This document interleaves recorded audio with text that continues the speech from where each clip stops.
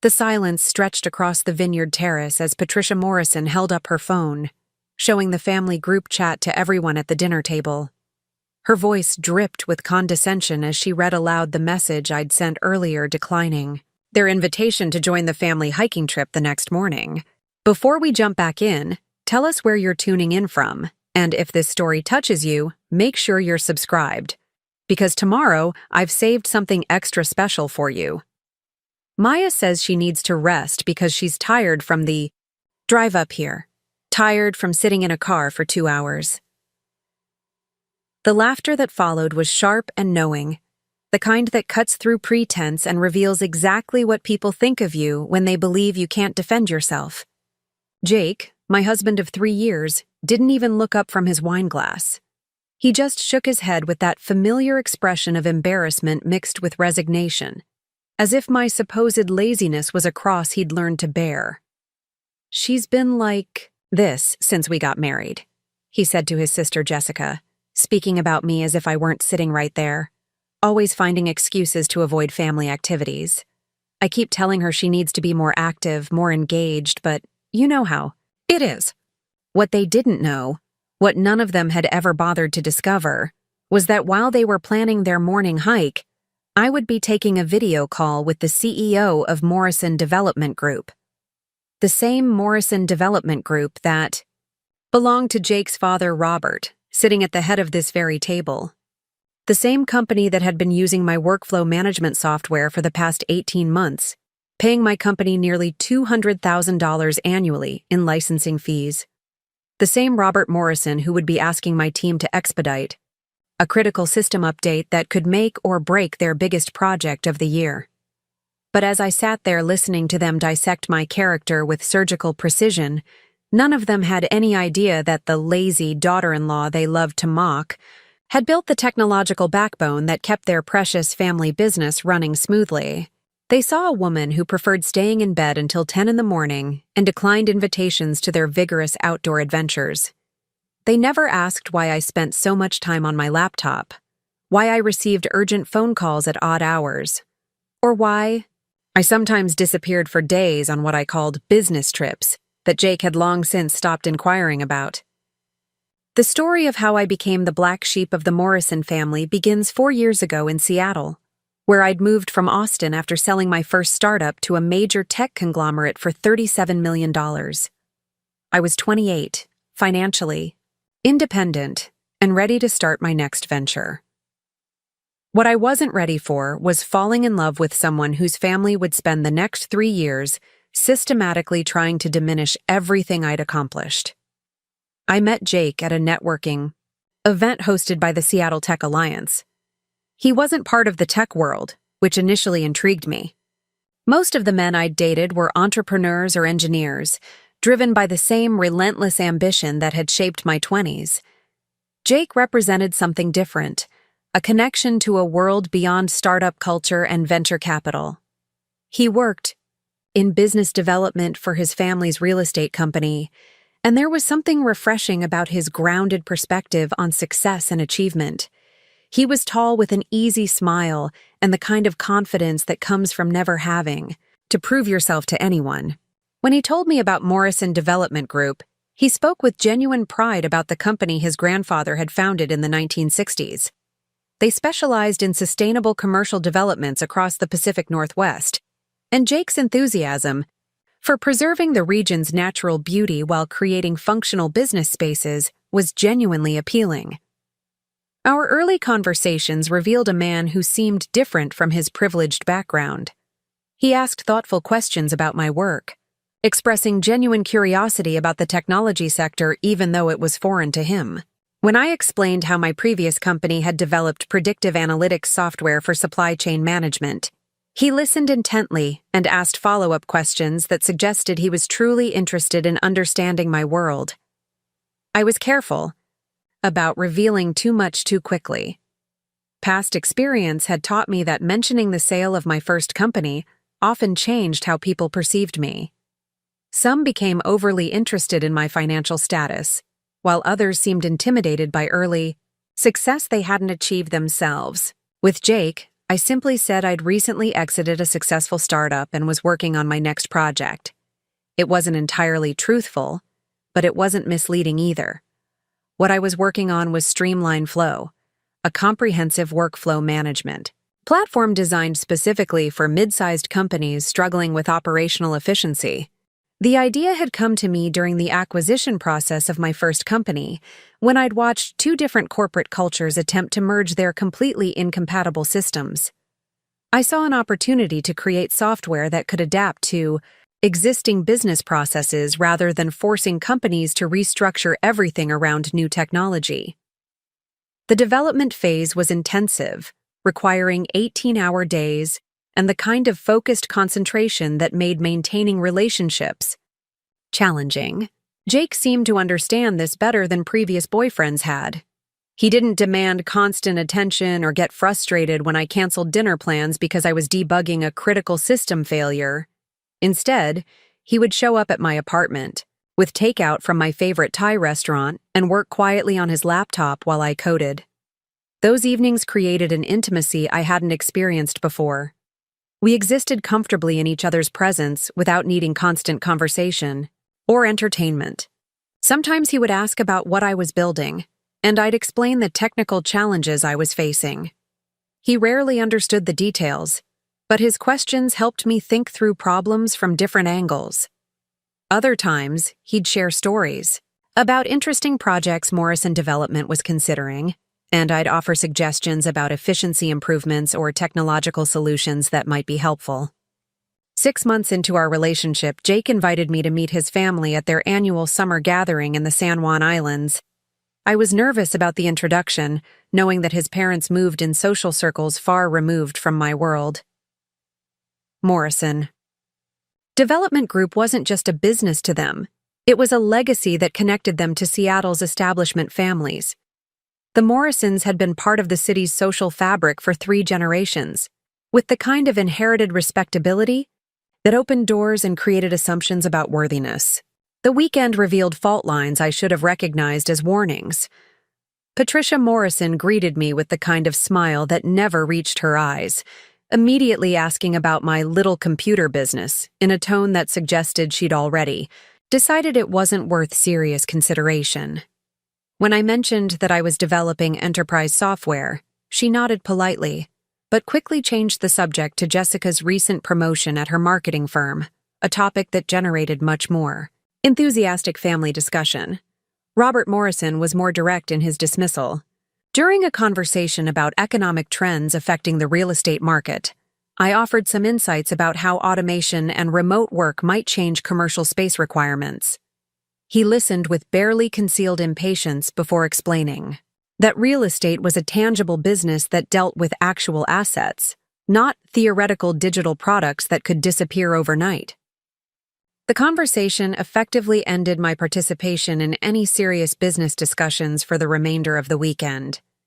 Jake's siblings treated me with polite indifference, tinged with subtle condescension. Jessica worked in marketing for a prominent Seattle advertising agency and seemed to view my technical background as socially awkward rather than professionally impressive. When other guests asked about my work, she would interject with comments like, "Maya's brilliant with computers, but she's still learning about the business side of things." Ryan, who handled client relations for Morrison Development, simply avoided engaging with me altogether unless social politeness demanded it. The weekend established a pattern that would define my relationship with Jake's family for the next 3 years. They weren't openly hostile, but they made it clear that I existed outside their circle of serious consideration. My work was treated as a hobby rather than a career, my opinions dismissed as uninformed, and my presence tolerated rather than welcomed. Jake noticed their coolness, but seemed to interpret it as typical family protectiveness rather than systematic exclusion. What made their attitude particularly frustrating was how wrong they were about everything they assumed about me. While they worried that I might be a gold digger attracted to Jake's family wealth, I was quietly building a company that would soon eclipse their annual revenue. While they questioned whether I understood real business, I was solving operational Challenges for companies similar to theirs across multiple industries. While they treated me like an outsider who didn't belong in their established social order, I was creating technology that would eventually become essential to their own success. The irony deepened after Jake and I married in a ceremony that his family barely tolerated. Patricia Morrison spent the planning process suggesting more appropriate venues and questioning every decision that reflected my preferences rather than Morrison family traditions. The guest list became a particular source of tension when she realized that most of my invites were colleagues from the tech industry rather than people from established Seattle families. "It's important that a Morrison wedding reflects certain standards," she explained to Jake, as if I wasn't sitting right there listening to her concerns about my inadequate social connections. Preparing and narrating this story took us a lot of time, so if you are enjoying it, subscribe to our channel. It means a lot to us. Now back to the story. Following our honeymoon, Jake and I settled into a routine that accommodated both our professional demands and his family's expectations. We bought a house in Bellevue that satisfied Patricia's standards for appropriate neighborhoods, joined the country club where Robert played golf every Saturday, and attended the charity galas that Jessica organized through her marketing connections. I learned to navigate these social obligations while protecting the time I needed for Streamline Flow's continued development. The challenge was that my most productive hours often conflicted with Morrison family activities. I did my best creative work early in the morning and late at night, when interruptions were minimal and I could maintain the deep focus that complex programming required. This schedule meant declining breakfast meetings, missing evening social events, and sometimes sleeping until late morning after working until 3 or 4 a.m. on critical system updates. To the Morrison family, these habits looked like laziness rather than dedication. They saw someone who couldn't be bothered to wake up for family breakfast, but never witnessed the all-night debugging sessions that preceded those morning sleep-ins. They noticed when I declined hiking invitations, but missed the weekend conferences where I presented Streamline Flow to potential enterprise clients. They criticized my lack of enthusiasm for their recreational activities while remaining completely unaware of the professional achievements that were earning recognition throughout the technology sector. Jake understood my work schedule better than his family did, but even he didn't fully grasp the scope of what I was building. When Streamline Flow launched publicly 18 months after our wedding, I tried to explain the significance of our early client acquisitions and revenue projections. He listened supportively, but seemed more interested in whether the success might allow me to reduce my working hours and become more available for family commitments. The disconnect became particularly apparent when Morrison Development Group began experiencing operational challenges that Streamline Flow was specifically designed to address. Robert Morrison complained frequently about project management inefficiencies, communication breakdowns between departments, and the difficulty of coordinating multiple development projects simultaneously. These were exactly the problems my software solved for similar companies, but suggesting a solution felt impossible given how thoroughly the family had dismissed my professional expertise. Instead, I watched them struggle with issues I could resolve while they continued to view me as someone who contributed nothing valuable to serious business discussions. The frustration was compounded by Jake's inability to see the irony of the situation. When I pointed out that my company was gaining traction with clients facing similar challenges to his father's business, he suggested that perhaps I should focus on more practical applications rather than trying to compete with established business consulting firms. The final layer of irony emerged when Morrison Development Group's IT department, operating independently of any family input, began evaluating workflow management solutions to address their operational problems. They conducted a thorough market analysis, requested demonstrations from multiple vendors, and ultimately selected Streamline Flow as their preferred platform. The decision was based purely on technical merit and cost-effectiveness, with no awareness that the software was developed by their CEO's daughter-in-law. I learned about Morrison Development's selection of Streamline Flow through my sales team, who were excited about landing such a significant local client. The annual licensing fee represented one of our largest contracts to date, and the implementation would serve as an excellent case study for similar companies in the Pacific Northwest market. My team was particularly pleased because Morrison Development had specifically praised Streamline Flow's intuitive interface and comprehensive feature set during their evaluation process. The installation and training process required several months of coordination between my technical team and Morrison Development staff. Throughout this period, I attended family dinners where Robert Morrison discussed the challenges of implementing new software systems and the importance of finding vendors who understood the complexities of their business.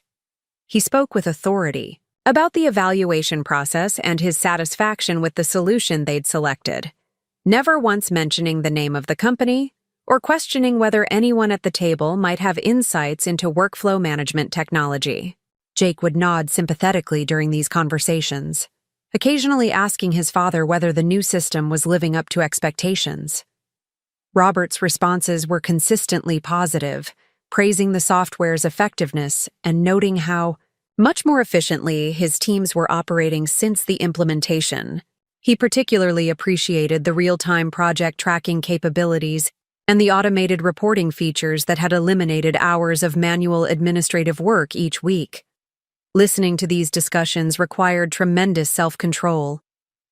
Every instinct urged me to reveal the connection and claim credit for solving problems that had frustrated Morrison Development for years.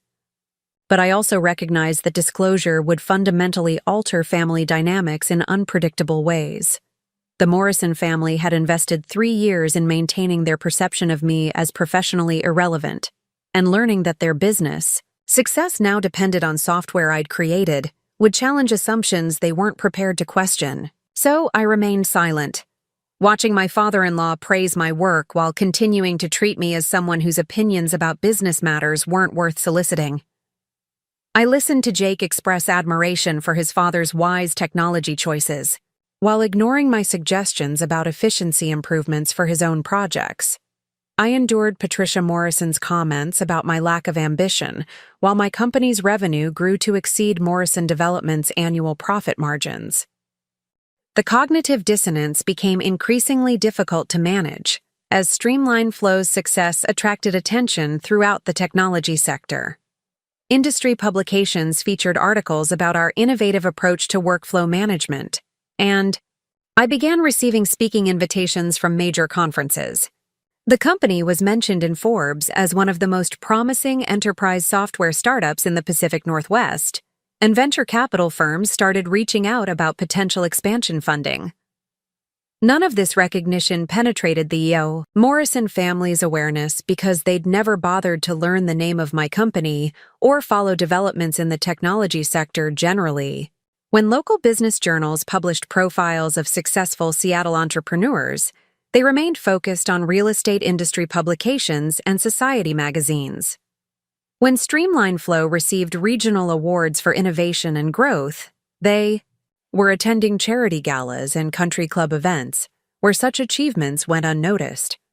The isolation was compounded by Jake's increasing pressure for me to modify my professional commitments to better accommodate his family's expectations.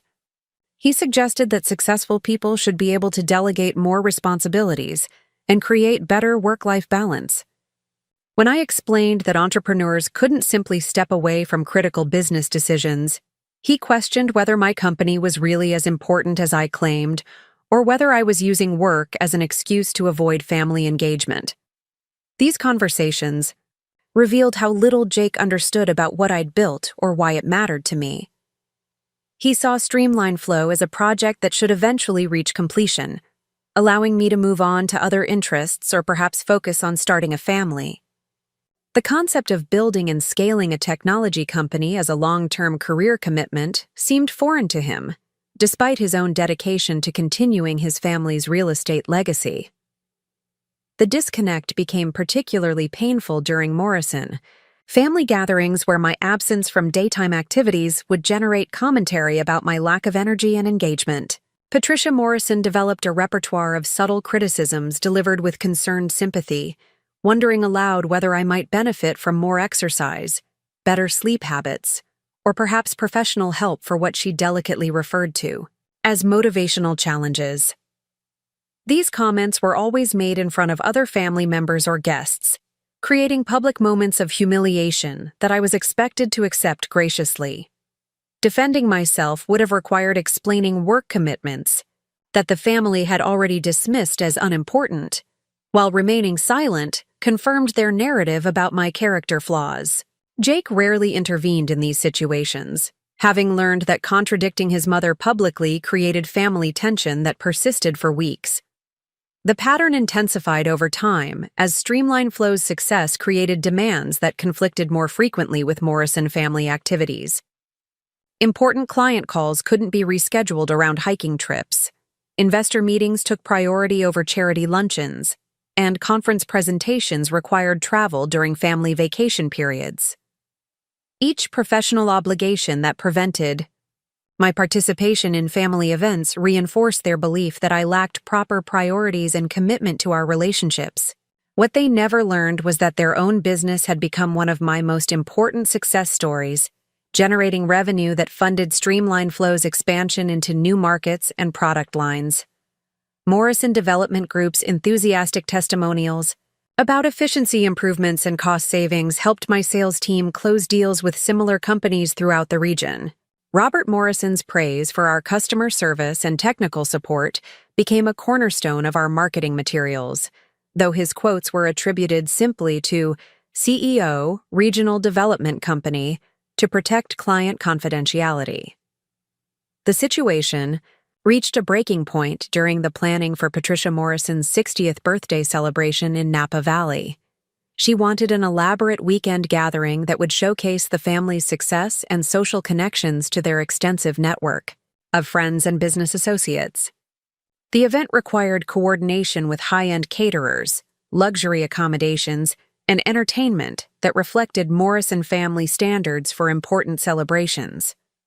Jake volunteered to handle the logistics, but his inexperience with complex event planning quickly became apparent. Vendor coordination proved challenging, timing conflicts arose between different activities, and cost management became problematic as expenses exceeded initial budgets. What should have been a straightforward celebration evolved into a source of family stress as Patricia's vision clashed with practical constraints. I offered to help with the organizational challenges, suggesting project management approaches that could streamline vendor communication and prevent scheduling conflicts. Jake initially welcomed my assistance, but his family's response was less enthusiastic. Patricia Morrison made it clear that she preferred traditional event planning methods over technological complications, while Robert questioned whether software solutions were appropriate for personal celebrations rather than business applications. Their resistance to my suggestions reflected the broader pattern of dismissing my professional expertise, but it also revealed something deeper about their need to maintain control over family narratives. Accepting help from someone they'd categorized as professionally irrelevant would have required acknowledging that their assumptions about my capabilities were incorrect. Rather than confronting this contradiction, they chose to struggle with problems I could easily solve while continuing to criticize my supposed lack of contribution to family efforts. The birthday weekend in Napa Valley would become the setting, where 3 years of accumulated tensions finally reached their explosive conclusion. But as we prepared for what Patricia Morrison envisioned as a perfect celebration of family success and social standing, none of them realized that the lazy daughter-in-law they loved to mock was about to demonstrate exactly how much power she'd quietly accumulated while they weren't paying attention. The escalation began subtly, as these things often do, with small comments that accumulated like paper cuts until they formed a wound too deep to ignore. The first incident happened during Jake's birthday dinner at the exclusive Canlis restaurant overlooking Elliott Bay. I had arrived 20 minutes late after a critical video conference with our development team in Austin ran longer than expected. We were troubleshooting a security vulnerability that could affect thousands of users across multiple client companies, including Morrison Development Group, though I couldn't mention that detail to explain my delay. Patricia Morrison looked pointedly at her Cartier watch as I approached their table. "How lovely that you could join us, Maya. We weren't sure if you'd make it." Her voice carried that particular tone of disappointment mixed with resignation, as if my tardiness confirmed something she'd always suspected about my character. Jake stood to pull out my chair, his jaw tight with embarrassment, while the rest of the family exchanged meaningful glances that spoke volumes about conversations they'd already had regarding my reliability. "I'm sorry," I said, settling into my seat and reaching for Jake's hand. There was an urgent situation at work that couldn't wait. The explanation felt hollow, even as I spoke it, because I couldn't elaborate without revealing the scope of my responsibilities or the potential impact of the security breach we'd just resolved. To them, it simply sounded like another excuse from someone who couldn't prioritize properly. Robert Morrison leaned back in his chair, swirling his wine glass with practiced authority.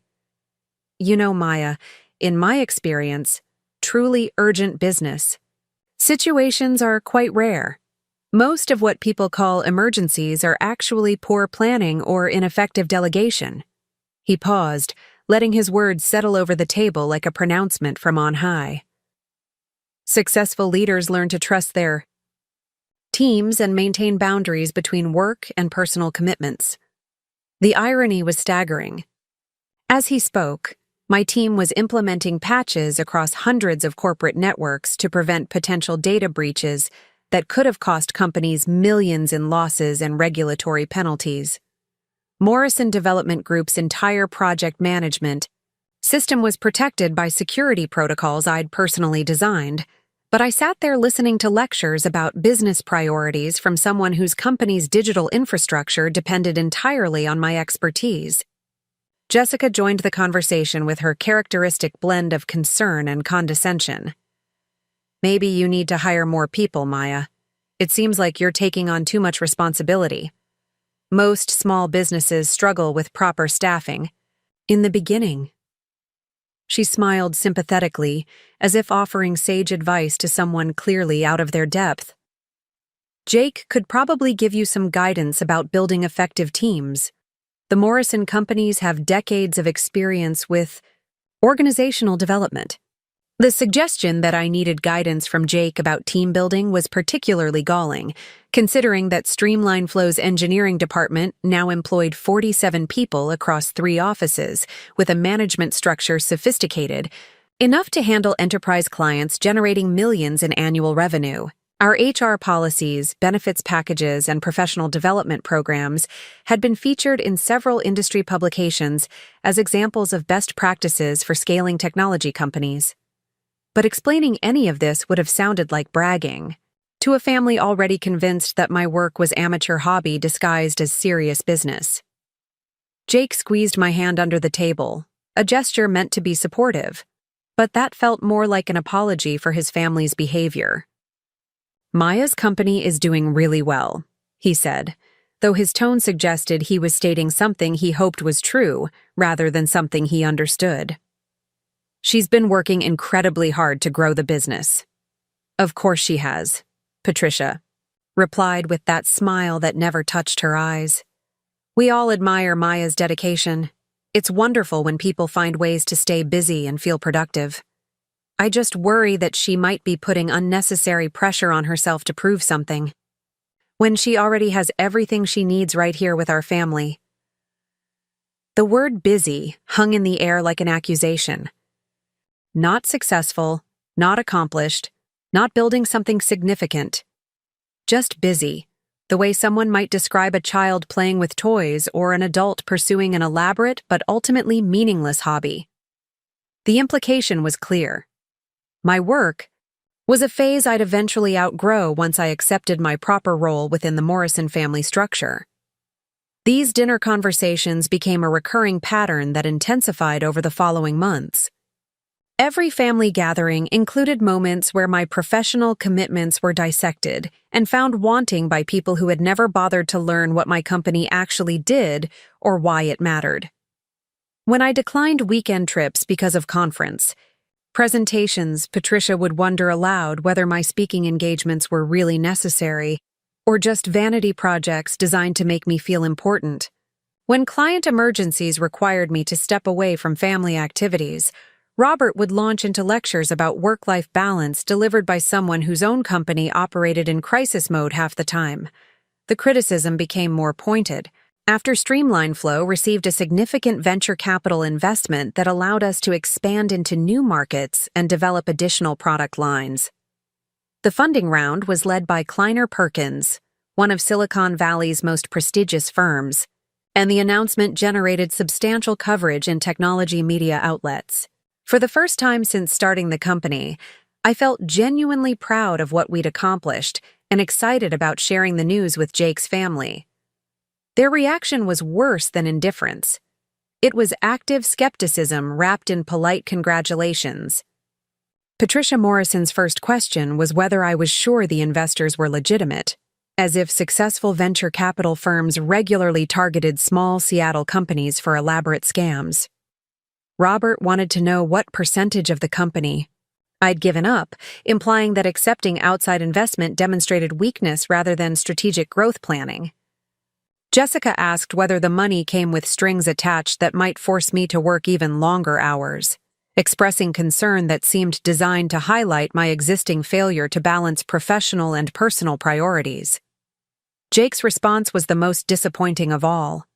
Instead of celebrating a milestone that represented years of hard work and validation from the industry's most respected investors, he focused on what the funding might mean for our relationship. "This is great news," he said, though his expression suggested otherwise. "Maybe now you can hire enough people to step back a little. We could finally take that European vacation we've been talking about." The assumption that success should lead to reduced involvement rather than expanded opportunities revealed how fundamentally he misunderstood both my ambitions and the nature of entrepreneurial leadership. Kleiner Perkins hadn't invested $12 million in Streamline Flow so that I could delegate my responsibilities and focus on leisure travel. They'd chosen us because they believed in our potential to become a major player in enterprise software, which required more strategic engagement from me, not less. But explaining this to Jake felt futile, because it would require admitting that my career aspirations extended far beyond what he considered appropriate for a Morrison family wife. The venture capital investment wasn't an exit strategy. It was an acceleration toward building something much larger and more significant than what we'd already achieved. Kleiner Perkins was providing resources and connections that could help Streamline Flow become a billion-dollar company within 5 years. But sharing those ambitions with someone who already considered my current success excessive seemed counterproductive. The family's skepticism about my professional achievements was compounded by their increasing concern about my social obligations within their established community.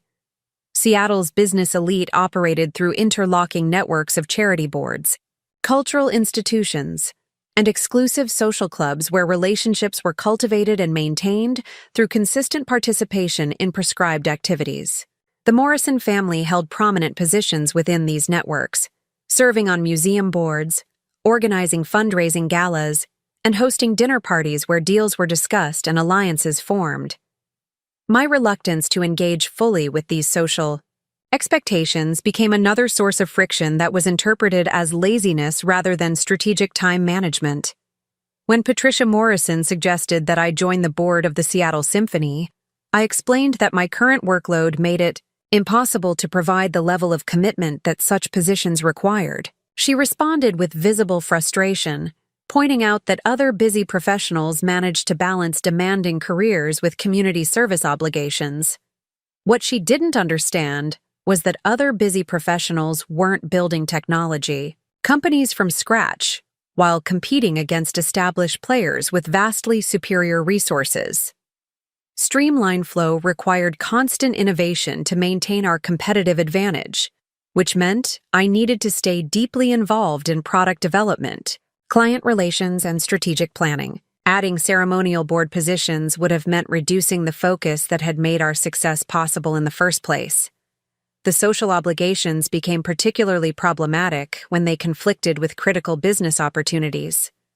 I missed Patricia Morrison's charity auction to attend a technology conference in San Francisco, where Streamline Flow was nominated for an Innovation Award.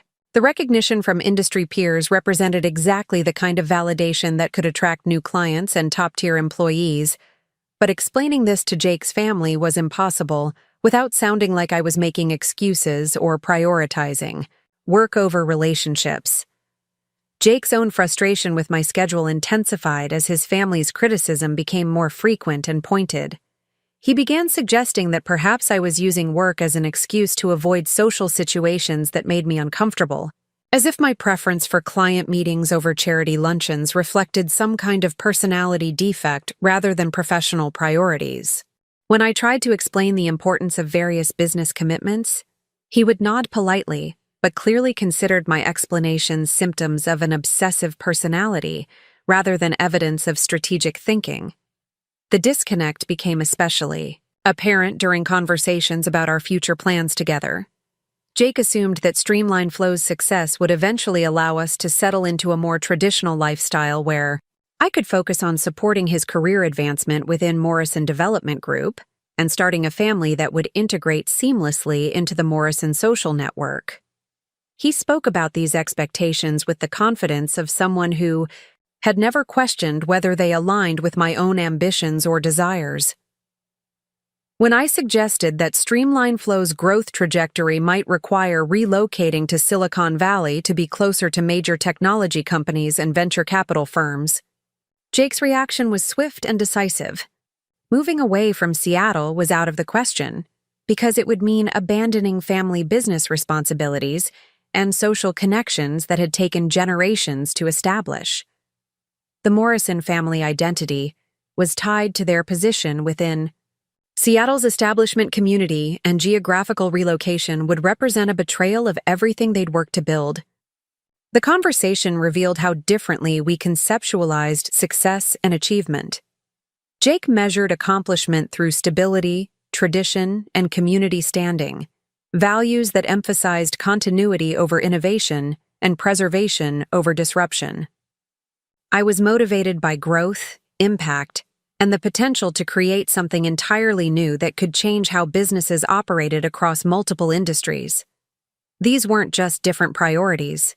They were fundamentally incompatible worldviews that made compromise increasingly difficult. The tension escalated when Morrison Development Group began experiencing operational challenges that Streamline Flow was specifically designed to solve. But I couldn't suggest solutions without revealing the connection.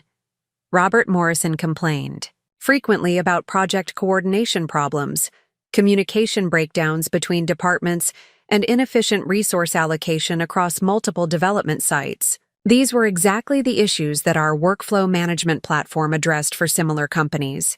But offering assistance would have required explaining expertise that the family had systematically dismissed. Instead, I watched them struggle with problems I could resolve while they continued to view me as someone whose opinions about business matters weren't worth soliciting. The frustration was compounded by Jake's inability to see the irony of the situation. When I pointed out that my company specialized in helping construction and development firms improve operational efficiency, he suggested that perhaps I should focus on more practical applications rather than trying to compete with established business consulting firms. The final insult came when Morrison Development Group's IT department, operating independently of any family input, began evaluating workflow management solutions to address their operational problems. I learned about their vendor selection process through my sales team, who were excited about the opportunity to present Streamline Flow to such a significant local client. The irony was overwhelming. Jake's family was about to discover that the solution to their business challenges had been created by the daughter-in-law they'd spent 3 years dismissing as professionally irrelevant. The installation and training process required several months of coordination between my technical team and Morrison Development staff. Throughout this period, I attended family dinners where Robert Morrison discussed the implementation progress and praised the new system's effectiveness. He spoke with authority about workflow optimization and digital transformation, using terminology he'd learned from my engineers without ever questioning whether anyone at the table might have insights into enterprise software development.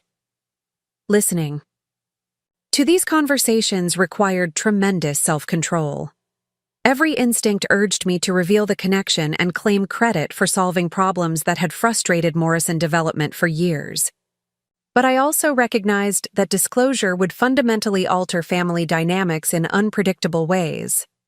The Morrison family had invested 3 years in maintaining their perception of me as professionally irrelevant, and learning that their business success now depended on software I'd created would challenge assumptions they weren't prepared to question. The cognitive dissonance became unbearable during a particularly difficult family dinner, where Patricia Morrison decided to address my motivational issues directly.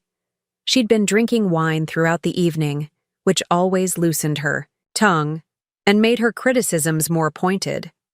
As the rest of the family discussed weekend plans for hiking and wine tasting in the Columbia River Gorge, she turned to me with that expression of concerned disappointment that had become her signature. "Look, Maya dear, I've been thinking about our conversation last month regarding your energy levels and engagement with family activities." Her voice carried the authority of someone accustomed to having her opinions received as valuable guidance. "Have you considered that perhaps you're not getting enough physical exercise? I know you spend a lot of time sitting at computers, and that can really affect one's motivation and overall well-being." The suggestion that my reluctance to join their hiking expeditions indicated a health problem rather than scheduling conflicts was insulting enough, but her tone implied that she was offering medical advice to someone clearly suffering from lifestyle-related issues. Jake shifted uncomfortably in his seat, but didn't intervene. Having learned that contradicting his mother publicly created family tension that lasted for weeks. "I get plenty of exercise," I replied carefully, trying to keep my voice neutral, despite the anger building in my chest. "I just have different scheduling constraints than most people. My work requires flexibility that doesn't always align with planned activities." Patricia's expression suggested that my explanation confirmed rather than refuted her concerns about my character. "Of course, dear. But successful people learn to create boundaries between work and personal time. Perhaps you need to develop better organizational skills or delegate more responsibilities to other people." The irony was staggering. As she spoke, Streamline Flow was processing millions of data points across hundreds of client companies to optimize their operational efficiency and reduce waste. My organizational skills had created systems sophisticated enough to manage complex, enterprise workflows for some of the largest companies in the Pacific Northwest. But I sat there listening to lectures about time management from someone whose greatest professional achievement was serving on charity boards and hosting dinner parties. Robert Morrison joined the conversation with his characteristic air of business expertise. "Patricia's right, Maya. In my experience, people who constantly claim to be too busy are usually just poor planners. Effective leaders know how to prioritize and delegate." He paused to sip his wine, clearly enjoying the opportunity to share wisdom gained through decades of business success. "Perhaps you should consider whether this little computer project of yours is really sustainable long-term, or whether it might be time to focus on more practical priorities." The dismissive reference to Streamline Flow as a little computer project was particularly galling, considering that our annual revenue now exceeded $2 million and we were processing workflow data for over 300 client companies. But explaining the scope of what I'd built would have required revealing information that could lead to uncomfortable questions about why Morrison Development Group was paying licensing fees to my little project without the family's knowledge. Jake finally spoke up, though his intervention felt more like damage control than genuine support.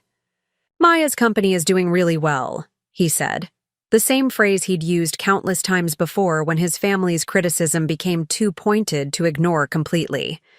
"She's been working hard to build something successful." "I'm sure she has," Jessica interjected with that sympathetic smile that always preceded her most cutting observations. "But sometimes working hard isn't the same as working smart. Maybe Maya needs to think about whether all this effort is really leading anywhere meaningful or whether she's just keeping herself busy to avoid dealing with other aspects of life." The suggestion that my career was elaborate procrastination, designed to avoid meaningful responsibilities like supporting Jake's advancement within Morrison Development Group, revealed how thoroughly they'd misunderstood everything about my motivations and achievements. They saw someone making excuses to avoid family obligations, not someone building technology that was revolutionizing how businesses operated across multiple industries. The conversation continued for another hour, with various family members, offering advice about work-life balance, stress management, and the importance of maintaining perspective about what really mattered in life. Throughout their lectures, none of them showed any curiosity about what my company actually did or why it might be important to the clients who paid substantial fees for our services. They'd decided 3 years ago that my work wasn't worth understanding, and subsequent evidence of its significance had been systematically ignored or reinterpreted to fit their existing narrative. That night, lying awake next to Jake while he slept peacefully, I made a decision that would change everything. The Morrison family's upcoming celebration in Napa Valley would become the setting where 3 years of accumulated disrespect finally reached its breaking point. But unlike the passive victim they expected me to remain, I would arrive prepared with information that would shatter their carefully constructed illusions about my supposed inadequacies and their own business acumen. The planning for Patricia, Morrison's 60th birthday weekend, had been Jake's responsibility, but his inexperience with complex event coordination was becoming increasingly apparent as the date approached. Vendor communications were disorganized, scheduling conflicts arose between different activities, and budget management became problematic as expenses exceeded initial estimates. What should have been a straightforward celebration was evolving into a source of family stress that threatened to overshadow the occasion itself. I had offered to help with organizational challenges, suggesting project management approaches that could streamline coordination and prevent problems. Jake initially welcomed my assistance, but his family's response was less enthusiastic. They preferred traditional planning methods over technological solutions, viewing my suggestions as unnecessarily complicated rather than potentially helpful. Their resistance reflected the broader pattern of dismissing my professional expertise, but it also created an opportunity for demonstrating exactly how much they didn't understand about my capabilities. While they struggled with problems I could easily solve, I began preparing documentation that would reveal the true scope of Streamline Flow's success and its impact on companies like Morrison Development Group. The birthday weekend in Napa Valley would become my moment of reckoning with 3 years of accumulated humiliation and dismissal. But as Patricia Morrison envisioned her perfect celebration of family success and social standing, none of them realized that the lazy daughter-in-law they loved to mock was about to demonstrate exactly how much power she'd quietly accumulated, while they weren't paying attention. The revelation came on a Tuesday morning in March when I accidentally opened Jake's laptop while searching for my charger. His email was still logged in, displaying a message thread with the subject line, Napa. Planning update that I couldn't help but notice. What I discovered in those messages changed everything I thought I understood about my marriage and my place in the Morrison family hierarchy. The email chain revealed months of careful coordination for Patricia Morrison's birthday celebration. But it wasn't the logistics that made my blood run cold. It was the casual way Jake discussed our relationship with his sister Jessica, treating our marriage like a business problem that required strategic management. Maya's schedule conflicts are becoming more frequent, he had written. I think we need to have a serious conversation about priorities after Mom's party. The family is getting frustrated with her constant work excuses. Jessica's response was even more revealing. Maybe this is actually good timing. If she can't even make an effort for Mom's milestone birthday, it might be the wake-up call she needs about what really matters. Dad thinks she's using work as an excuse to avoid family responsibilities, and honestly, I'm starting to agree with him. How important can her little software company really be? But the most devastating message came from Jake himself, sent just 2 days earlier to someone named Lauren Blake. The name wasn't familiar, but the content made my hands shake as I read. I keep thinking about our conversation last month. You're right that I deserve someone who shares my values and understands what family means. Maya's obsession with her work is affecting everything, and I'm tired of making excuses for her behavior. After Mom's party, I think it's time to have some difficult conversations about our future. I took screenshots of everything before closing the laptop, my mind racing as I processed the implications. Jake wasn't just frustrated with my schedule. Conflicts, he was actively discussing our relationship problems with another woman, someone who apparently encouraged him to question our compatibility. The casual reference to previous conversations suggested this wasn't their first discussion about my supposed shortcomings as a wife. The betrayal cut deeper than I expected. For 3 years, I had endured his family's constant criticism while believing that Jake himself supported my career, even if he didn't fully understand it. Learning that he had been sharing their concerns behind my back, discussing our private relationship issues with someone who clearly had her own agenda, shattered the foundation of trust I thought we'd built together. But the screenshots also provided something valuable, evidence that the Morrison family's dismissive treatment wasn't random rudeness, but coordinated strategy. They had been systematically undermining my confidence and position within the family structure, testing my reactions to see how much disrespect I would tolerate before pushing back. Jake's participation in these discussions revealed that he wasn't the supportive husband caught between loyalty to his family and love for his wife. He was an active participant in creating the hostile environment I'd been struggling to navigate. The discovery motivated me to investigate further. If Jake was comfortable sharing intimate details about our marriage with Lauren Blake, what other communications might reveal the true scope of the Morrison family's campaign against me? Over the next several days, I used my technical skills to recover deleted files and email threads from Jake's laptop whenever he left it unattended. What I found was worse than anything I could have imagined. The Morrison family had been discussing my problems for over a year, analyzing my behavior and developing strategies for addressing what they considered my negative influence on Jake's development as a future family business leader. Patricia Morrison had compiled detailed observations about my social interactions, professional commitments, and attitude toward family obligations. Her notes read like a psychological evaluation written by someone with no training but unlimited confidence in her ability to diagnose character flaws. Maya displays classic signs of social anxiety and perfectionism that manifest as work obsession. One of her assessments read, "She uses professional commitments to avoid situations where she might be evaluated or found wanting." This pattern is typical of people from lower socioeconomic backgrounds who feel insecure about their place in established social hierarchies. The behavior will likely intensify unless addressed directly. The clinical language disguised what was essentially a hit piece designed to pathologize normal entrepreneurial behavior. Every aspect of my personality and professional dedication was reframed as evidence of psychological problems that required intervention.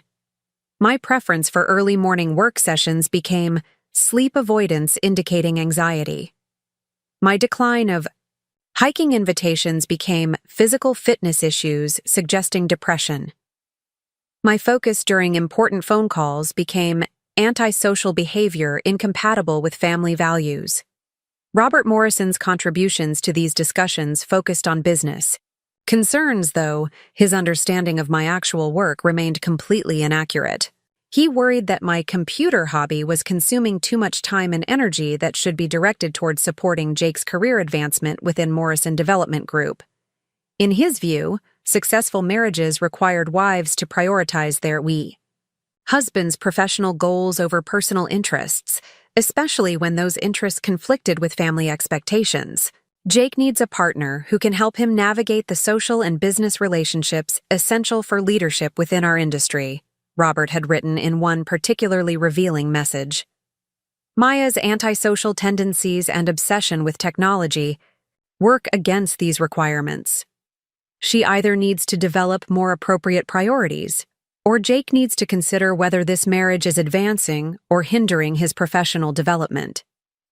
The reduction of our marriage to a strategic business decision was shocking enough, but the clinical detachment with which they discussed ending our relationship was genuinely disturbing.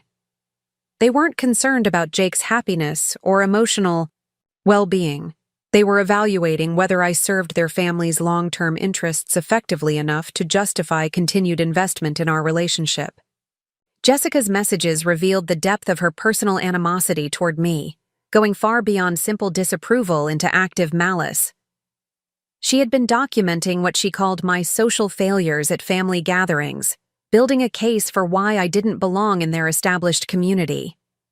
Maya consistently demonstrates that she doesn't understand or respect the standards that define our social circle, she wrote to her mother. Her refusal to engage appropriately with charity work, cultural institutions, and family traditions shows a fundamental incompatibility with Morrison family values. Jake deserves someone who enhances rather than undermines his social position. The messages also revealed coordination with Lauren Blake, who apparently had been Jake's girlfriend, in college and remained part of their extended social network. Lauren had recently moved back to Seattle after completing graduate school in California, and the Morrison family clearly viewed her return as an opportunity to address what they considered the Maya problem. Their communications discussed strategies for reintroducing Lauren into Jake's social circle and creating opportunities for them to reconnect without making their intentions obvious to me. Lauren understands what it means to be part of a family like ours, Patricia had written to Jessica. She comes from similar background and shares our values about community responsibility and social obligations. Most importantly, she genuinely enjoys the activities and relationships that Maya finds so burdensome. Jake was much happier and more engaged when he was with someone who appreciated the life we've built here. The carefully orchestrated campaign to undermine my marriage while positioning Lauren as a superior alternative was sophisticated in its subtlety. They weren't directly encouraging Jake to have an affair.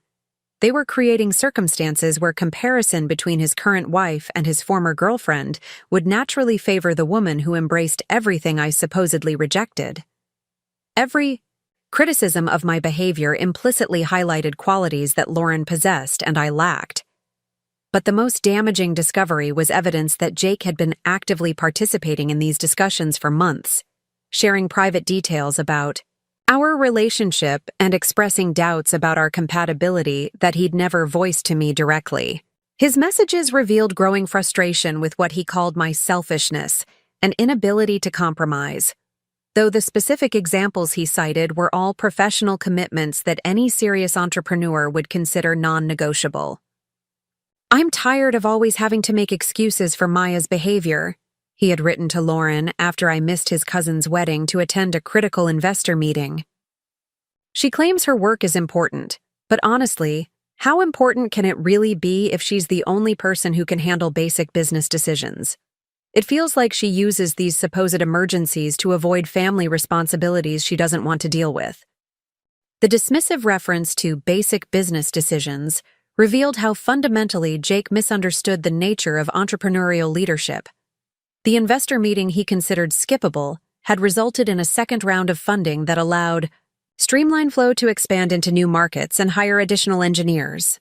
Missing that opportunity would have set our growth trajectory back by months and potentially cost us competitive advantages that took years to develop. But explaining this to someone who viewed my career as an elaborate hobby seemed increasingly pointless.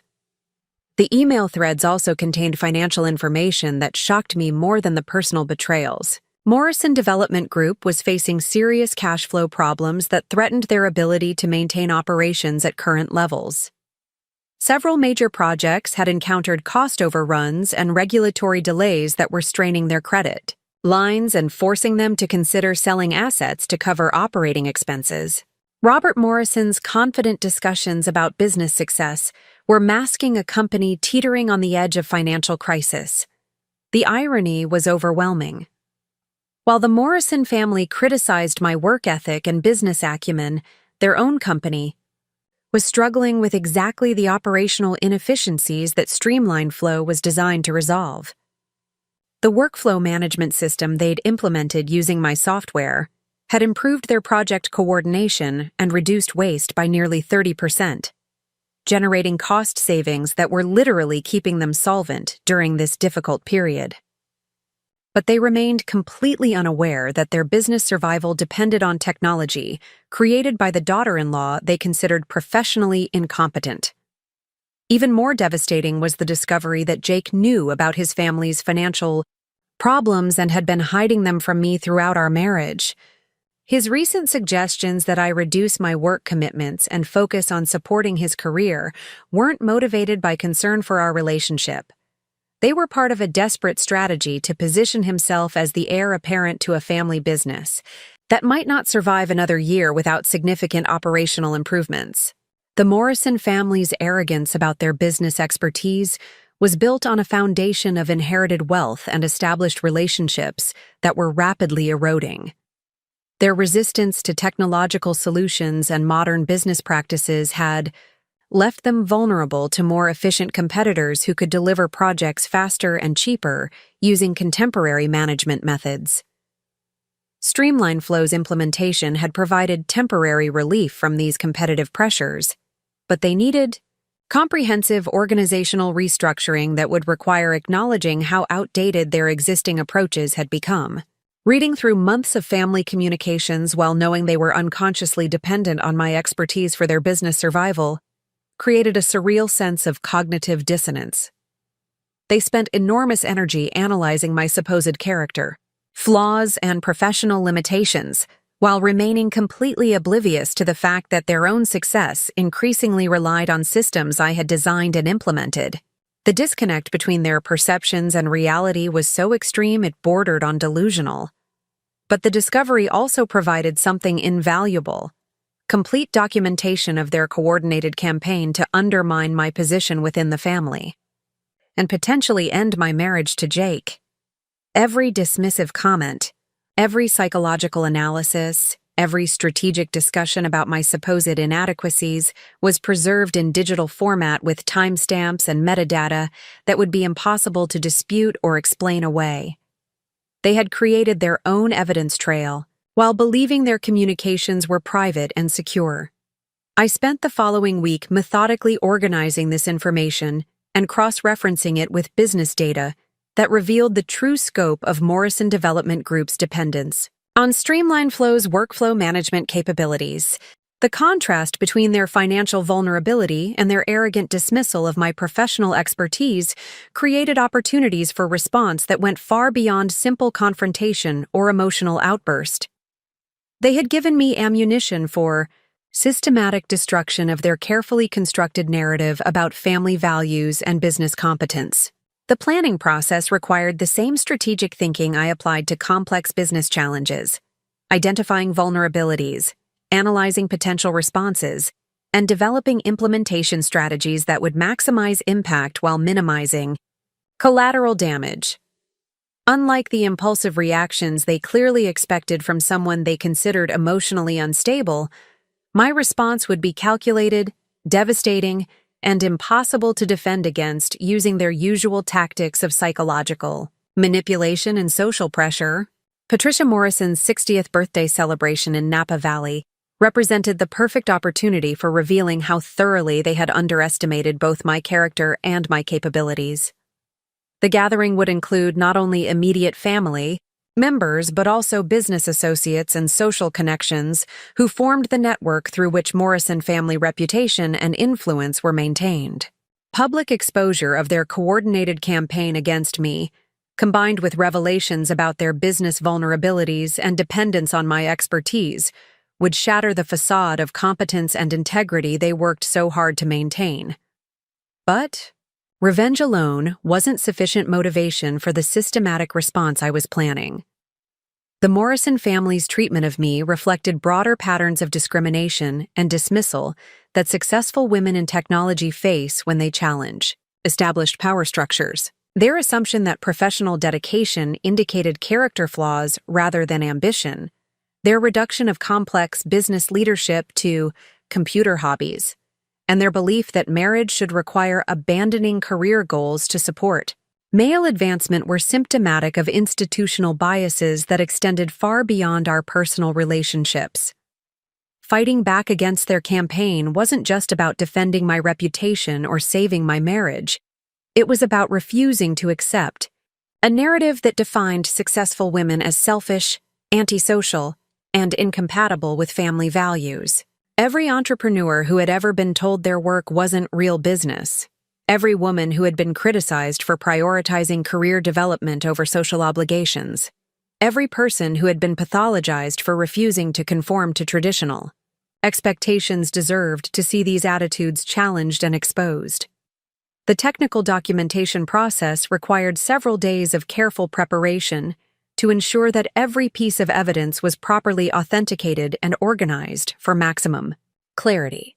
Financial records showing Morrison Development Group's dependence on Streamline Flow revenue, email threads revealing their coordinated campaign against me, business performance data demonstrating the impact of my software on their operational efficiency, and correspondence with Lauren Blake discussing their plans for my marriage all needed to be compiled into a comprehensive presentation that would be impossible to dismiss or explain away.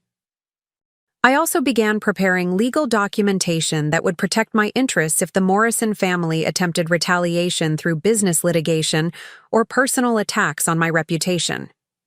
The evidence of their systematic campaign to undermine my marriage and professional standing provided grounds for various civil actions, while their dependence on my company's services created leverage that could prevent them from pursuing aggressive legal strategies without risking their own business. Survival. The final element of preparation involves securing Streamline Flow's independence from any potential Morrison family interference. While they had no direct relationship with my company, their influence within Seattle's business community could potentially affect client relationships or vendor partnerships if they chose to wage a public campaign against my character. I needed contingency plans that would protect my employees and investors from any collateral damage that might result from exposing their coordinated campaign against me. As the departure date for Napa Valley approached, I maintained perfect composure. During family interactions, while internally preparing for what would likely be the end of my marriage and my relationship with the Morrison family entirely, Jake continued discussing the celebration plans with obvious excitement, completely unaware that his private communications with Lauren Blake and his family had been discovered and documented. His casual mentions of Lauren's attendance at the EEC birthday weekend felt like additional insults added to an already overwhelming list of betrayals. The night before our flight to California, I packed carefully selected documentation in my carry-on luggage, while Jake showered and prepared for what he clearly expected to be a relaxing family celebration. Hidden among business papers and conference materials were printed copies of every email thread, financial statement, and legal document that would be needed to systematically dismantle 3 years of accumulated lies and manipulation. The Morrison family had spent months planning what they hoped would be my final humiliation as a member of their social circle, but they had no idea that their victim had been preparing a response that would expose everything they had tried so hard to conceal.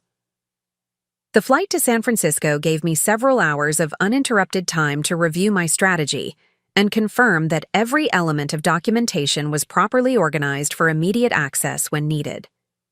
Jake spent the journey reading business magazines and occasionally commenting on articles about real estate development trends, seemingly relaxed and confident about the weekend ahead.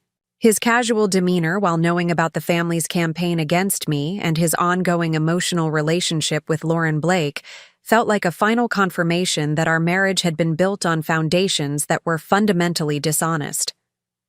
As we descended toward the San Francisco airport with the golden California landscape spreading below us, I felt a strange sense of calm settling over my thoughts.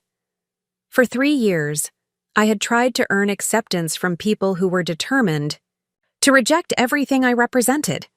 I had tolerated systematic disrespect, while believing that patience and persistence might eventually change their attitudes toward my work and my place in their family structure. But the evidence hidden in my luggage proved that their hostility wasn't based on misunderstanding or cultural differences.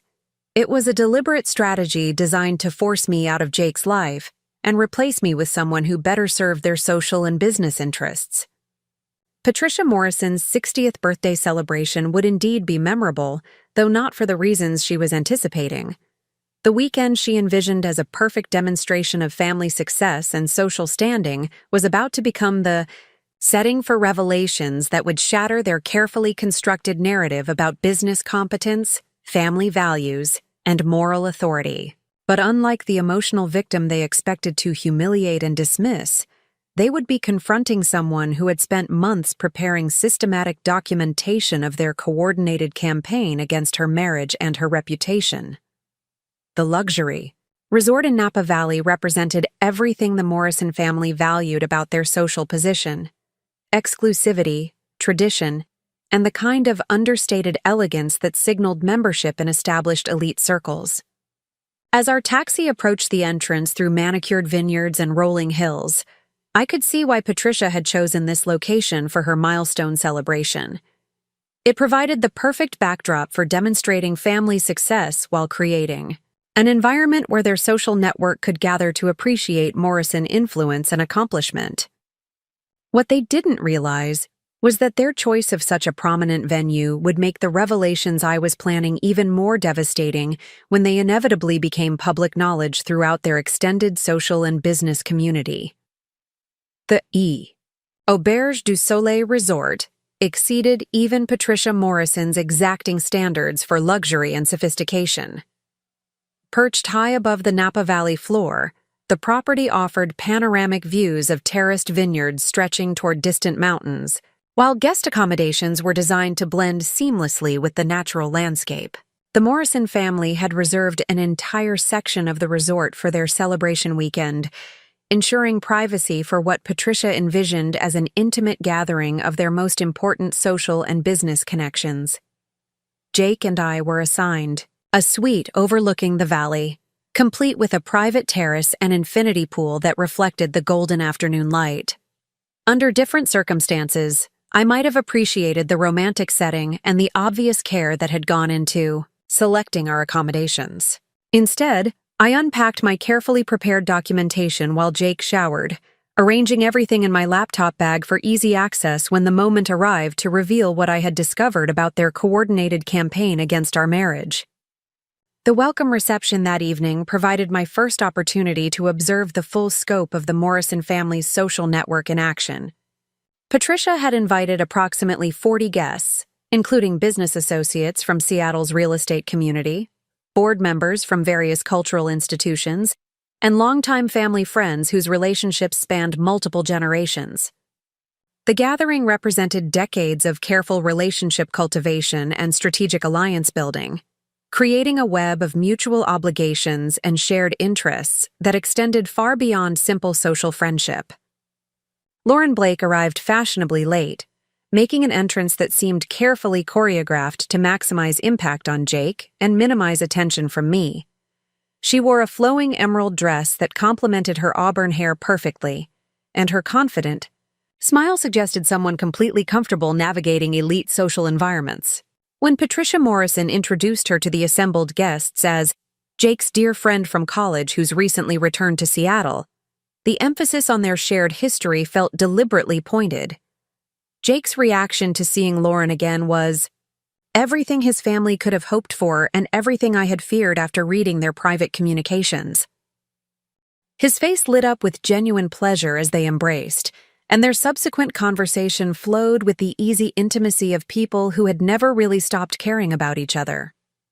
They spent much of the evening catching up on mutual friends and shared memories, while I stood nearby feeling increasingly invisible despite being Jake's actual wife. The contrast between Jake's animated interactions with Lauren and his dutiful politeness toward me was stark enough that other guests began to notice. I caught several curious glances directed our way, followed by whispered conversations that stopped abruptly when I approached different groups. The Morrison family's plan to showcase Lauren as a superior alternative to their problematic daughter-in-law was working exactly as they had intended, creating social dynamics that made my inadequacies apparent to everyone present. Patricia Morrison seemed particularly pleased with how the evening was developing, moving smoothly between different conversation clusters while ensuring that Lauren was introduced to all the key players in their social network. Her satisfaction was almost palpable as she watched Jake and Lauren reminisce about college experiences and discuss their respective career developments since graduation. When she approached me near the end of the reception, her smile contained an unmistakable note of triumph. "Maya, dear, I hope you're enjoying meeting everyone tonight," she said with false warmth that didn't disguise her underlying hostility. "I know these social gatherings can be overwhelming for people who aren't used to our crowd, but it's important for family members to make an effort to connect with our friends and business associates." The implication that I was antisocial and incompetent at basic networking was delivered with the kind of subtle cruelty that Patricia had perfected over 3 years of systematic undermining. But instead of the defensive reaction she clearly expected, I responded with calm professionalism that seemed to surprise her. "Actually, I've had several interesting conversations tonight," I replied evenly. "Your friend Robert Chen from the wine distributorship was particularly curious about supply chain optimization technology for agricultural businesses. Apparently, his company has been struggling with inventory management issues that could benefit from automated workflow solutions." Patricia's expression shifted slightly as she processed my response, clearly not expecting me to engage seriously with business discussions or demonstrate actual knowledge about her guests' professional challenges. "Oh, how nice that you found something to talk about," she said, though her tone suggested she considered such technical discussions inappropriate for social occasions. What Patricia didn't realize was that Robert Chen's interest in Streamline Flow's capabilities was entirely genuine, and we had exchanged contact information for follow-up conversations about potential consulting opportunities. Throughout the evening, I had identified 3 other guests whose businesses could benefit from our workflow management solutions, turning what was supposed to be my social humiliation into productive networking for my company's expansion into new market sectors.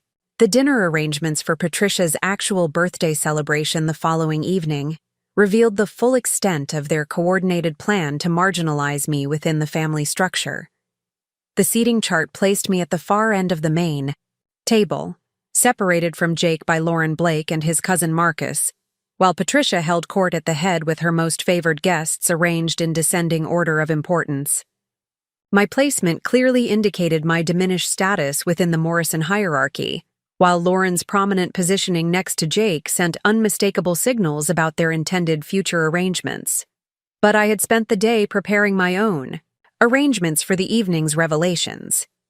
Using the resort's business center, I had printed comprehensive documentation packages for each family member, complete with financial statements showing Morrison Development Group's dependence on Streamline Flow, revenue, email threads revealing their coordinated campaign against me, and business performance data demonstrating how my software had improved their operational efficiency. Each package was individually labeled and organized for maximum clarity and impact. I had also prepared a presentation for the resort's conference room, complete with projection capabilities for displaying the most damaging evidence to the assembled guests. The technical setup allowed me to control the information flow precisely, ensuring that each revelation would build upon previous disclosures for maximum emotional and social impact. Unlike the emotional confrontation they expected from someone they considered psychologically unstable, my response would be methodical, comprehensive, and impossible to dismiss through their usual tactics of gaslighting and manipulation. The birthday dinner began with the kind of elaborate ritual that Patricia Morrison cherished, featuring multiple courses of carefully selected wines paired with locally sourced ingredients, prepared by the resort's renowned culinary team. The conversation flowed smoothly between topics that reinforced the Morrison family's cultural sophistication and business acumen, while I listened quietly and waited for the perfect moment to introduce information that would shatter their carefully constructed narrative about competence and integrity. Robert Morrison delivered a toast celebrating Patricia's contributions to Seattle's cultural community and her role in maintaining family traditions that spanned multiple generations.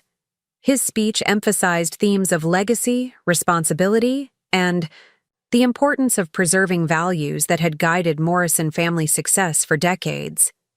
The assembled guests applauded enthusiastically, clearly moved by his eloquent tribute to his wife's accomplishments and character. Jake followed with his own toast, focusing on personal gratitude for his mother's guidance and support throughout his development as both a businessman and a family man. He spoke warmly about lessons learned from Patricia's example and expressed appreciation for the social connections and professional opportunities that resulted from her careful cultivation of relationships within Seattle's establishment community. His words contained subtle references to the importance of choosing life partners who shared Morrison family values, comments that seemed directed more toward Lauren than toward me. As the dinner progressed through its various courses, the conversation naturally turned toward business developments affecting their real estate projects and investment strategies. Robert Morrison discussed challenges facing the construction industry, regulatory changes affecting development permits, and market trends that would influence their strategic planning for the upcoming year. His analysis was sophisticated and well-informed, though he remained completely unaware that his company's improved operational efficiency during the past 18 months resulted directly from implementing workflow management systems designed by his supposedly incompetent daughter-in-law. The irony became even more pronounced when Patricia began discussing her volunteer work with the Seattle Technology Foundation, an organization dedicated to supporting local startups and encouraging innovation within the regional economy. She spoke passionately about the importance of nurturing entrepreneurial talent and providing resources for promising young companies that could contribute to the area's economic development.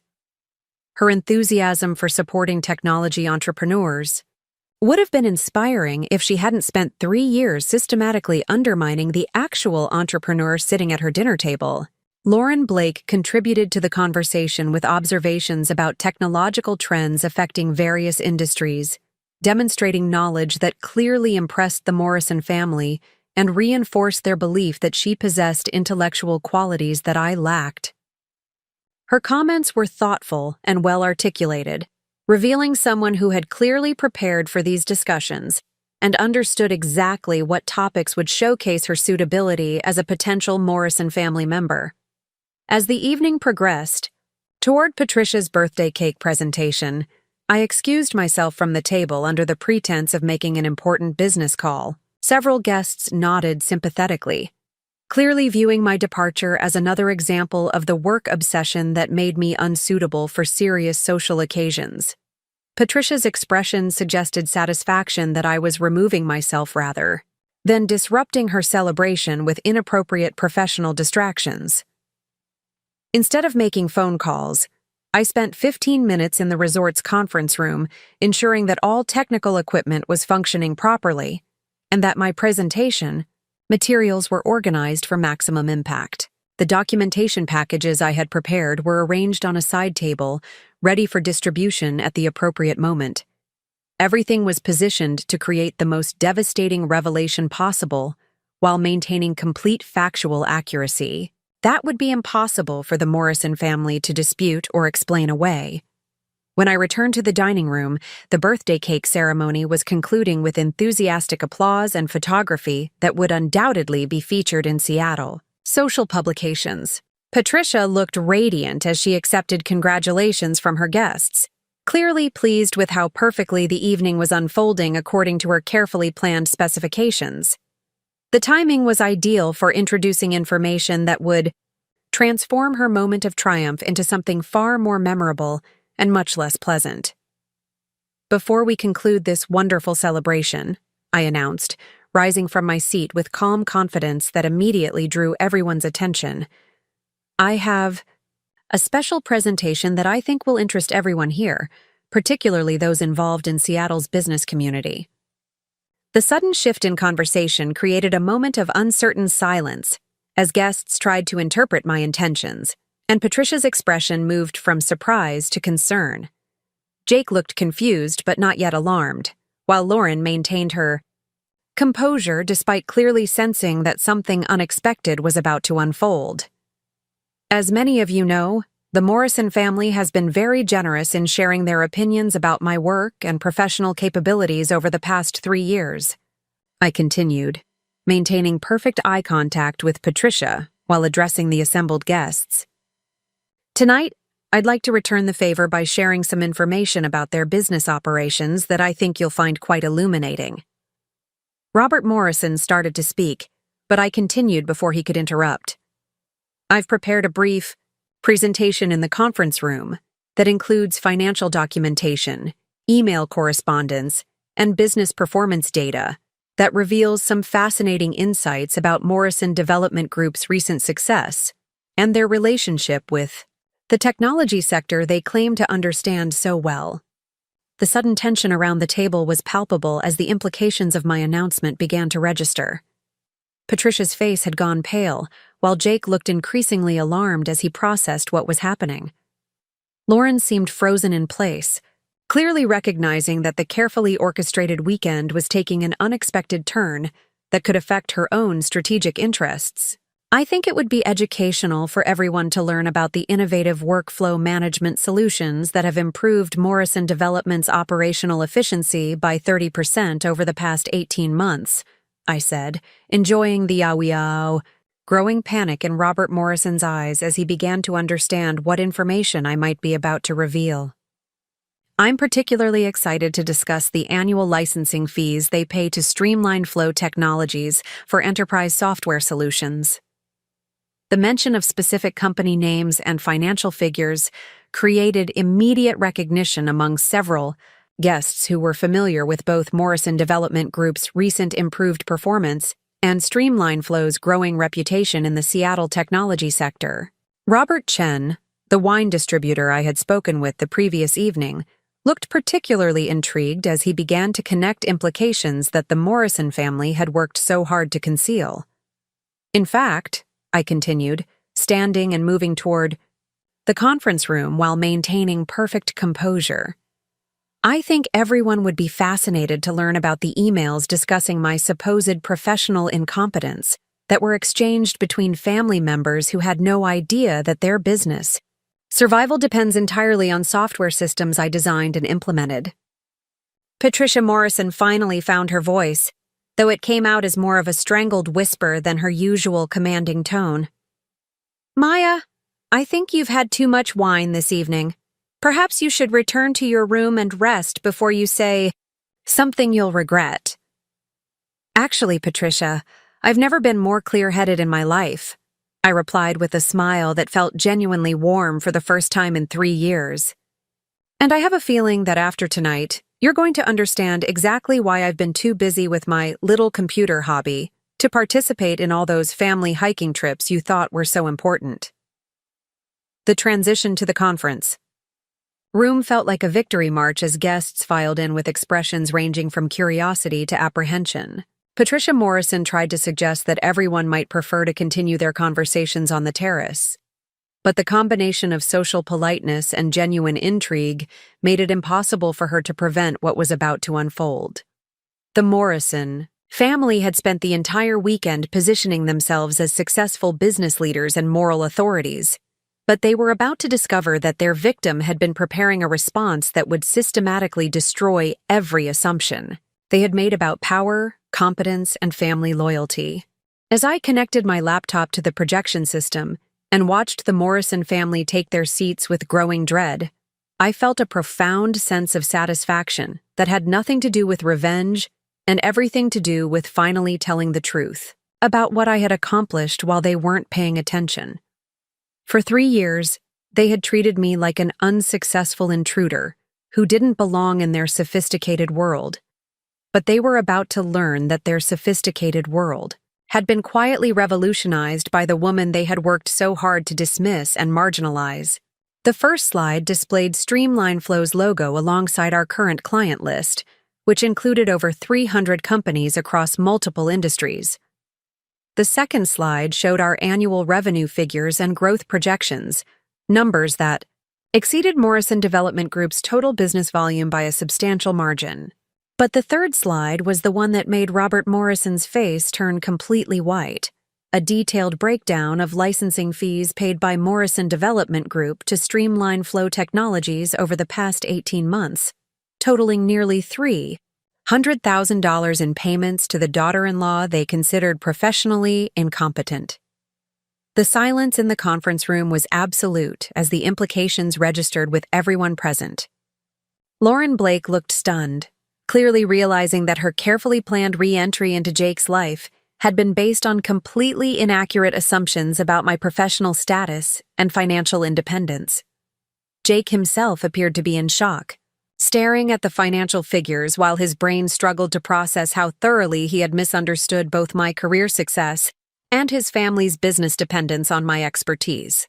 But it was Patricia Morrison's expression that provided the most satisfaction, the complete collapse of her confident superiority, as she confronted irrefutable evidence that everything she believed about family dynamics, business competence, and social hierarchies had been systematically wrong for 3 years. The woman she had spent countless hours analyzing and dismissing as psychologically disturbed and professionally irrelevant had built the technological infrastructure that kept her family's business operational and profitable. "Now," I said, advancing to the next slide, which displayed email excerpts from their coordinated campaign against my marriage, "let's discuss some of the fascinating insights your family has shared about psychology, business management, and the appropriate role of wives in supporting their husbands' professional development." The silence that followed my revelation about the Morrison family's email communications stretched for what felt like hours, but was probably only 30 seconds. Patricia Morrison's face had progressed from pale to ashen as she stared at the projected excerpts of her own words analyzing my supposed psychological defects and professional inadequacies. The clinical language she had used to pathologize my behavior looked particularly damning when displayed in large font for 40 witnesses to read and absorb. "Maya, this is completely inappropriate," Robert Morrison finally managed to say, though his voice lacked its usual authoritative confidence. "These are private family communications taken completely out of context. I think everyone would prefer to return to celebrating Patricia's birthday rather than enduring this vindictive display."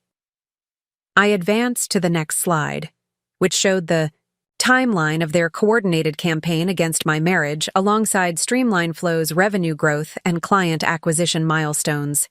The visual correlation was devastating. As my company achieved greater success and recognition within the technology sector, the Morrison family's criticism of my character and professional competence had intensified proportionally. Their systematic undermining wasn't random family dysfunction. It was a calculated response to my achievements that threatened their narrative about social hierarchies and appropriate feminine behavior.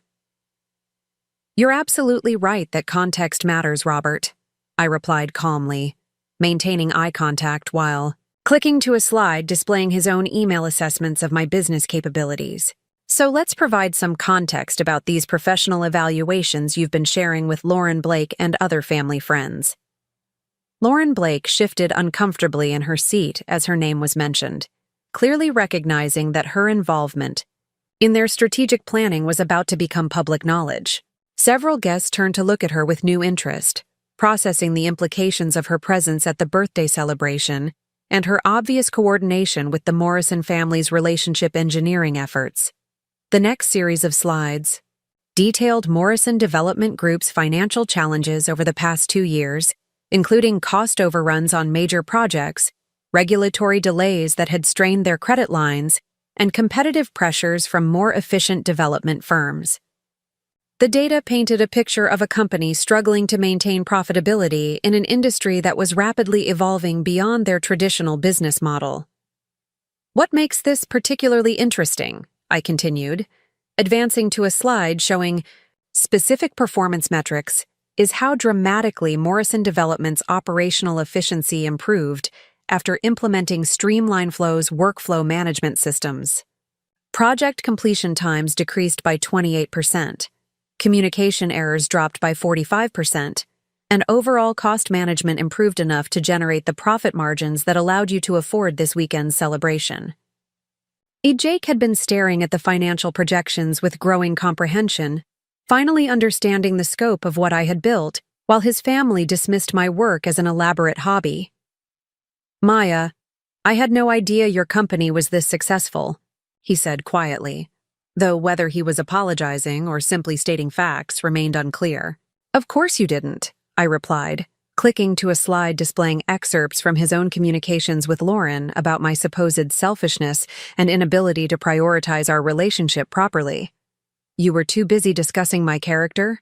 Flaws with your college girlfriend to ask any meaningful questions about what I was actually accomplishing professionally."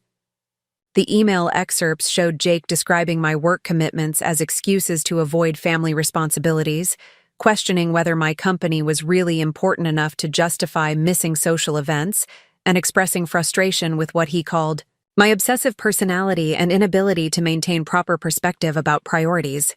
Reading his words projected for everyone to see created a profound sense of liberation, as if 3 years of accumulated hurt and frustration were finally being acknowledged and validated.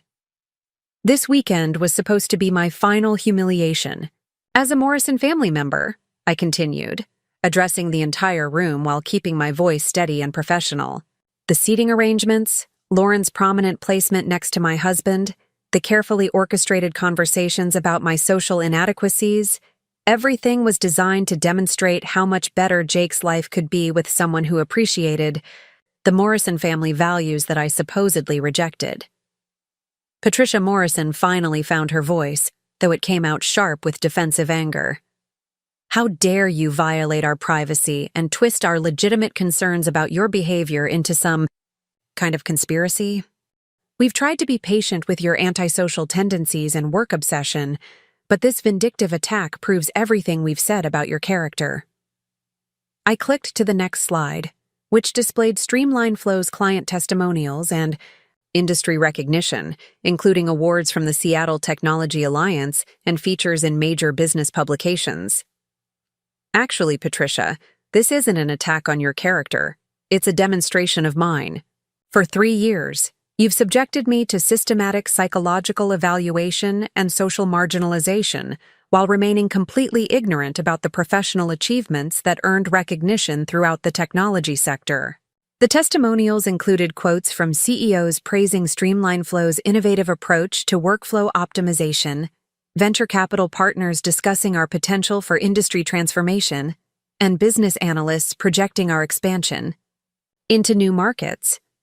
Several guests in the conference room recognized company names and began whispering among themselves as they processed the scope of my professional success. "But the most important context," I said, advancing to a slide showing Morrison Development Group's dependence on my software systems, "is understanding that your family's recent business success, the improved efficiency that allowed you to complete projects on time and within budget, resulted directly from implementing technology developed by the woman you've spent 3 years calling lazy, antisocial, and professionally incompetent." Robert Morrison's face had moved beyond pale into a gray pallor that suggested genuine physical distress. "That's impossible," he said weakly. "Our IT department selected that software after extensive evaluation. They chose the most qualified vendor based on technical merit and cost-effectiveness." "They absolutely did," I confirmed, clicking to a slide displaying the evaluation criteria and scoring matrix that Morrison Development's IT team had used to assess different workflow management solutions. Streamline Flow received the highest ratings in every category: functionality, user interface design, customer support, scalability, and total cost of ownership. Your technical team made an excellent decision based purely on business merit. The irony was devastating when presented visually. The same family that had questioned my professional competence had unknowingly selected my company as their preferred technology partner through a competitive evaluation process that confirmed everything they refused to acknowledge about my capabilities and achievements. "The truly fascinating part," I continued, is reading your discussions about business strategy and operational improvement, while knowing that your recent success implementing those improvements depended entirely on systems designed by someone you considered intellectually and professionally inferior.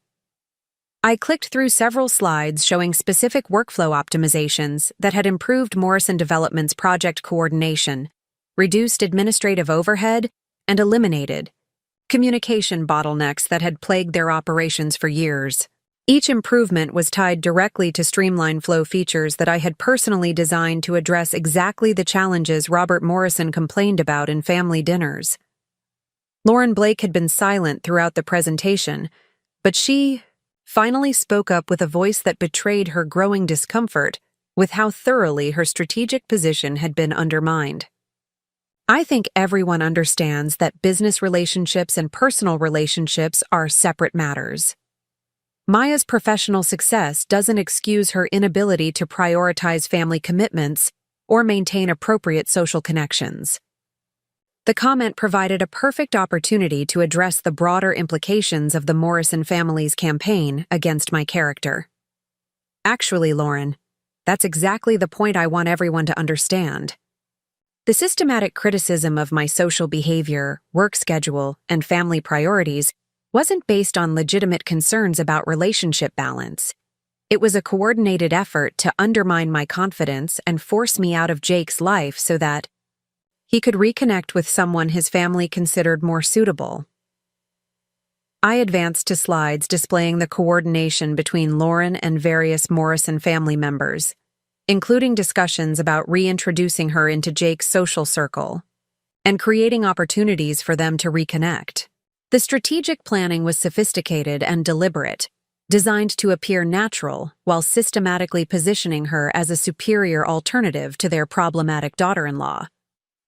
The psychological assessments, the constant criticism of my social engagement, the dismissal of my professional achievements, none of it was random family dysfunction. It was calculated manipulation designed to convince Jake that our marriage was incompatible with his long-term happiness and family obligations. Several guests looked genuinely shocked as they processed the implications of such systematic relationship. Engineering. The Morrison family's reputation for integrity and moral authority was crumbling in real time as evidence mounted that their treatment of me represented deliberate cruelty rather than legitimate family concerns.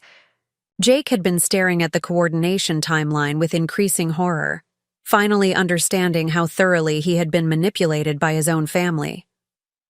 "Mom, is this true? Have you been planning to break up my marriage for 3 years?" Patricia. Morrison's response revealed the depth of her conviction that their campaign had been justified and necessary.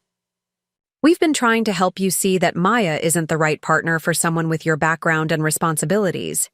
Everything we've done has been motivated by love and concern for your future happiness. By systematically destroying my wife's confidence and reputation?" Jake asked, his voice rising with anger that seemed genuine for the first time all weekend. "By coordinating with Lauren to undermine my marriage while lying to me about your intentions?" The family dynamics were shifting rapidly as Jake began to understand the scope of their manipulation and his own unwitting participation in their campaign against me. But his anger felt too little and too late, especially given his own contributions to their systematic undermining of our relationship.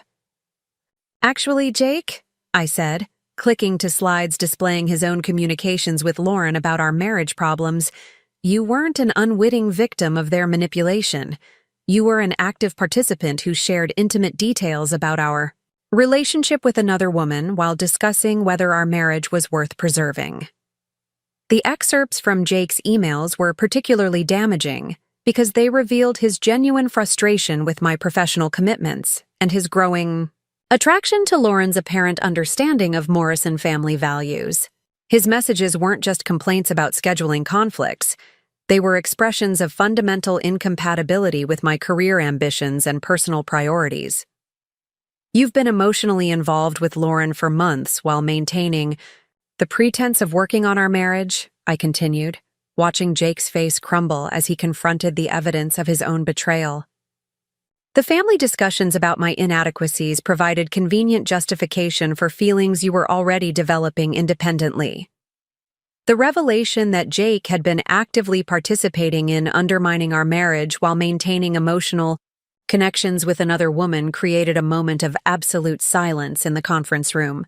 Even Patricia Morrison seemed stunned by the comprehensiveness of the evidence I had compiled about their coordinated campaign. Robert Chen, the wine distributor who had expressed interest in Streamline Flow's capabilities, was the first guest to speak up. Maya, I have to say that your company's achievements are genuinely impressive, and the efficiency improvements you've generated for Morrison Development suggest exactly the kind of innovative thinking that could benefit many businesses in our region. His comment broke the tension and opened the floodgates for other guests to express their reactions to what they had witnessed. Several business leaders in the room began discussing Streamline Flow's potential applications for their own companies, while others questioned how the Morrison family could have been so wrong about my professional capabilities and character. The shift in social dynamics was immediate and devastating for the Morrison family's carefully constructed reputation. Instead of the successful business leaders and moral authorities they had positioned themselves as, they were being revealed as manipulative and dishonest people who had systematically abused someone whose achievements exceeded their own. I think the most important lesson here, I said, advancing to my final slide, which displayed Streamline Flow's future expansion plans and projected growth, is understanding the difference between inherited privilege and earned achievement. The Morrison family has spent 3 years criticizing my work ethic, business competence, and social contributions while benefiting directly from innovations they were too arrogant to recognize or appreciate. The final slide showed revenue projections that would make Streamline Flow one of the Pacific Northwest's most successful enterprise software companies within 2 years, with international expansion plans that could potentially revolutionize workflow management across multiple industries. The scope of what I was building made Morrison Development Group's achievements look modest by comparison. I want to thank everyone for attending Patricia's birthday celebration, I concluded, shutting down the presentation and beginning to pack my materials. It's been educational for all of us to learn about family values, business competence, and the importance of recognizing achievement, regardless of where it comes from or who accomplishes it. The aftermath was swift and comprehensive. Several guests approached me immediately to exchange contact information and discuss potential business relationships, while others made pointed comments to the Morrison family about the need for better judgment regarding professional capabilities and character assessment. Lauren Blake left the conference room quickly without speaking to anyone, clearly recognizing that her strategic position had been completely undermined by revelations about the coordinated campaign. Jake followed me back to our suite, his face a mixture of shame and desperate confusion. Maya, I know how this looks, but you have to understand that I never intended for things to develop this way. The emails with Lauren were just conversations between old friends, and my family's concerns about our relationship seemed legitimate at the time. I continued packing my belongings while he spoke, feeling surprisingly calm despite the magnitude of what had just occurred. Jake, the evidence speaks for itself. You participated in a systematic campaign to undermine our marriage while developing emotional connections with another woman. Your family's concerns weren't legitimate. They were strategic manipulation, designed to achieve predetermined outcomes. But I love you, he said, though his voice lacked conviction even as he spoke the words. Everything I said in those emails was just frustration about our different priorities. I never wanted our marriage to end. I turned to face him directly, feeling genuinely sorry for someone who had been manipulated by his own family, but remained unable to accept responsibility for his choices. Jake, you love the idea of me, someone who would enhance your social position without challenging your assumptions about priorities and success. But you've never loved the actual person I am, or the work that defines who I've become. The conversation continued for another hour, but the fundamental incompatibilities that had always existed between us were now impossible to ignore or rationalize away. Jake wanted a wife who would support his advancement within established social hierarchies, while I needed a partner who could appreciate innovation and disruption of those same hierarchies. The Morrison family's campaign had simply accelerated the revelation of differences that would have eventually destroyed our marriage anyway. I left Napa Valley the next morning while the Morrison family was still dealing with the social fallout from the previous evening's revelations. Several guests had extended business invitations that could expand Streamline Flow into new market sectors, while others had expressed interest in investing in our upcoming expansion rounds. What was supposed to be my final humiliation as a Morrison family member had become a networking opportunity that could accelerate our company's growth by months. The divorce proceedings were surprisingly straightforward, partly because Jake's family wanted to minimize publicity about their systematic campaign against me, and partly because my financial independence made property division relatively simple. I kept everything related to Streamline Flow while Jake retained his position within Morrison Development Group, though their business relationship would never be the same after learning about their dependence on my expertise. 6 months later, Streamline Flow completed our Series B funding round with Kleiner Perkins, leading a $28 million investment that valued our company at over $100 million. The funding announcement generated substantial coverage in technology publications and established us as one of the Pacific Northwest's most promising enterprise software companies. Several articles mentioned my background as a Seattle entrepreneur who had overcome initial skepticism to build innovative solutions for complex business challenges. Patricia Morrison's friends occasionally asked about my post-divorce activities, but she had little information to share beyond vague references to my continued involvement with technology work. The Morrison family had learned the cost of systematic dismissal and manipulation, but they seemed incapable of acknowledging the full scope of their misjudgment or the opportunities they had lost through their arrogance and prejudice. Lauren Blake and Jake announced their engagement 8 months after our divorce was finalized, with Patricia Morrison expressing delight about finally welcoming someone into the family who understood Morrison values and priorities.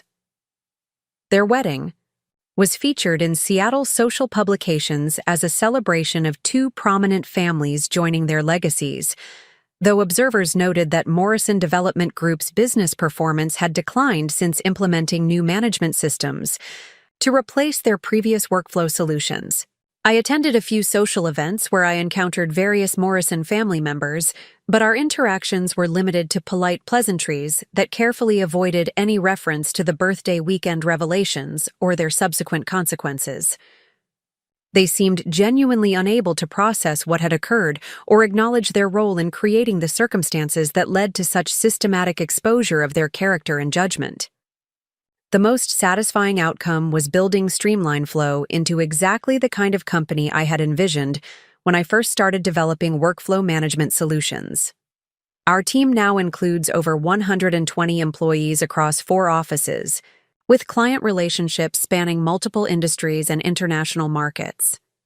The recognition we've received for innovation and workplace culture has validated everything I believed about building technology companies that prioritize both technical excellence and social responsibility.